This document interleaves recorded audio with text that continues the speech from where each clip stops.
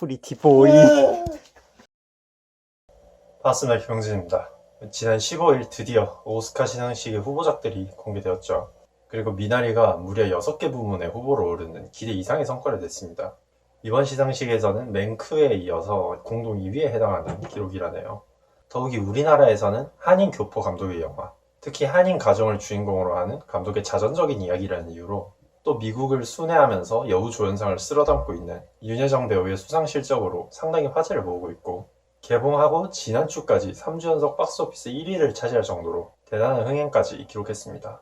저는 개인적으로 굉장히 궁금했던 점이 뭐냐면, 이민자의 이야기 하면 떠오르는 클리셰가 새로운 환경에서의 편견이나 부적응을 이겨내고 끝내 성공을 거머쥐는 이야기, 이거밖에 더 있느냐는 건데, 과연 영화를 어떻게 만들었길래 이렇게까지 고평가받고 있느냐는 거죠. 그런데 직접 관람한 영화는 저의 단편적인 예상을 벗어나서 전혀 내다볼 수 없는 영역에 있더군요. 이 영화는 전형적인 성공 이야기가 절대 아닙니다. 오늘의 영화 미나리입니다.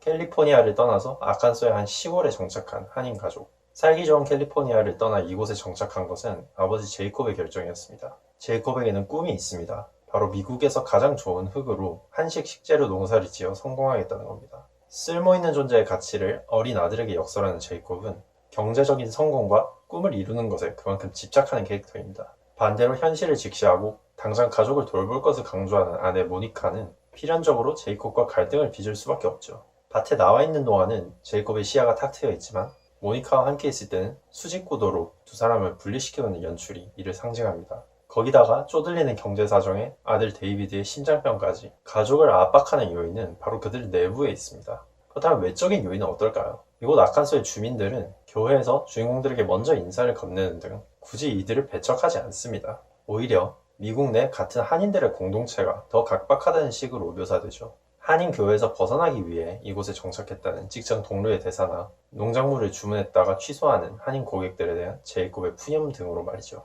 그렇다고 제이콥이 원주민들과 어울리느냐 하면 그것도 아닙니다. 농사를 도와주겠다고 나뭇가지로 수맥을 찾거나 엑소시즘에 심취해서 악령을 쫓아주겠다는 사람들을 무식하다면서 뒤에서 욕하기 일쑤죠. 제이콥은 미국인들의 방식을 믿지 않고 한국 채소에게 알맞다는 이유로 자신만의 방식을 밀어붙입니다. 그리고 그 시도는 처참히 실패하죠. 직접 파낸 우물은 바닥을 드러내고 집으로 흘러들어오는 수돗물을 돌려서 관계를 하지만 이마저도 수도세를 내지 못해서 끊기는 지경에 이릅니다.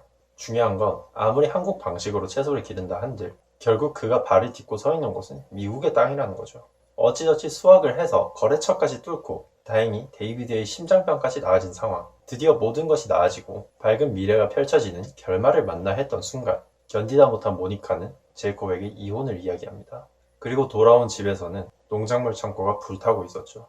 이렇게 끝까지 되는 일 하나 없는 이 영화가 모조리 실패로 점철되어 있는 영화는 아닙니다. 바로 가족의 외할머니 순자 덕분인데요. 순자를 한마디로 말하자면 타인과의 조화를 위해 자신의 고집을 꺾을 줄 아는 사람입니다. 낯을 가리는 손자에게 먼저 다가가기 위해서 노력하고 익숙하지 않지만 짧은 영어를 내뱉으면서 자신에게 잘못을 저질러서 부모에게 혼나는 데이비드를 되려 감싸주기까지 하죠. 그리고 마지막에 창고를 집어삼킨 화재는 순자의 실수에서 비롯되었습니다.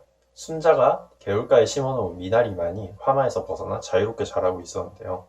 순자가 언급했던 미나리의 성질, 어디에서나 잘 자라고 부자든 가난한 사람이든 모두 먹을 수 있다는 것은 기회의 균등이라는 미국적인 가치, 그리고 미국이라는 국가가 형성된 배경을 동시에 내포하고 있습니다. 젊은 주인공들이 모국의 방식으로 갈등을 빚는 동안 현명한 노인이 이들을 새로운 터전으로 묵묵히 인도한 것입니다.